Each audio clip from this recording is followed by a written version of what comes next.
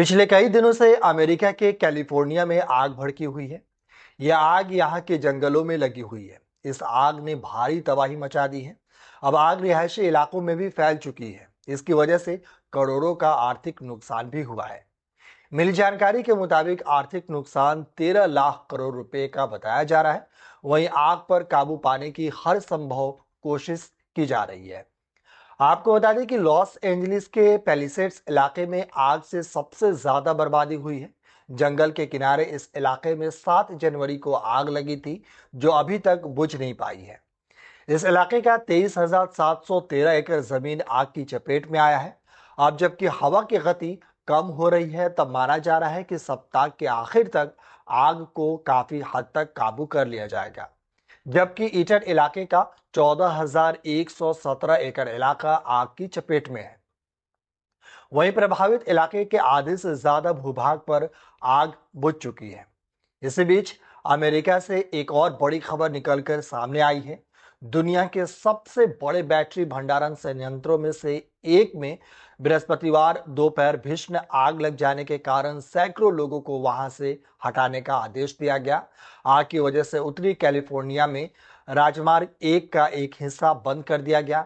Media reports के मुताबिक आग की लपटें और काला धुआं उठता हुआ नजर आ रहा है और इसमें कमी आने की कोई भी संकेत नहीं दिख रहे हैं।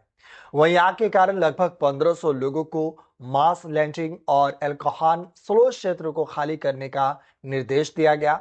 सैन फ्रांसिस्को से लगभग 124 किलोमीटर दक्षिण में स्थित मास लैंडिंग पावर प्लांट का स्वामित्व टेक्सास की कंपनी विस्टा एनर्जी के पास है और इसमें हजारों लिथियम बैटरियां हैं। आपको बता दें कि अमेरिका की नेशनल वेदर सर्विस ने कहा कि इस सप्ताह की शुरुआत में हवा की जिस तरह की गति तेज हुई थी, कुछ वैसे ही आशंका 20 जनवरी से शुरू होने वाले अगले सप्ताह में है। अगर सोमवार मंगलवार को कैलिफोर्निया में हवा की गति तेज हुई तो आग फैलने का खतरा एक बार फिर बढ़ सकता है। लेकिन अभी तक उस स्थिति के 2-3 दिन बाकी हैं। इस अवधि में ईटन में आग बुझाई जा सकती है और पैलेट्स में आग फैलने के खतरे को कम किया जा सकता है।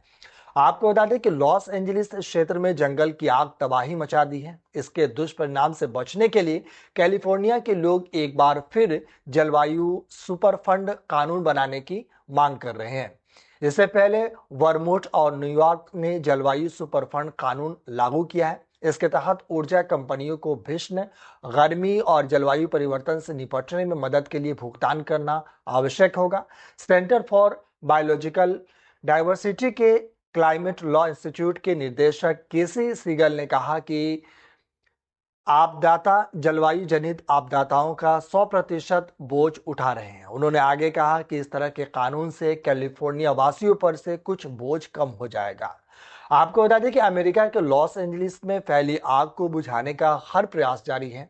जंगल से शहर में फैली आग ने हजारों घरों को जलाकर खाक कर दिया है। लॉस एंजलिस में धधकी आग को बुझाने के लिए हजारों की संख्या में फायर फाइटर्स मौजूद हैं। इस बीच अमेरिका ने एक बड़ा फैसला किया है। दरअसल अमेरिका ने अब लॉस एंजलिस में लगी आग बुझाने के लिए कैलिफोर्निया की जेलों में बंद 1000 से ज्यादा कैदियों को तैनात किया है। इन कैदियों में 18 से 25 वर्ष के करीब 55 युवा बंदी शामिल हैं। बता दें कि अमेरिका में कैदियों को मुख्य धारा में लाने के लिए कैदी फायर फाइटर प्रोग्राम चलाया जाता है। कैलिफोर्निया के कई फायर कैंप के में इन कैदियों को प्रशिक्षण दिया जाता है। यह प्रशिक्षण स्वैच्छिक होता है। इससे कैदियों को जेल से बाहर आने, प्रशिक्षण प्राप्त करने और सजा कम कराने का मौका मिलता है। इस प्रोग्राम में शामिल होने वाले कैदियों को पारंपरिक जेलों की तुलना में बेहतर माहौल मिलता है।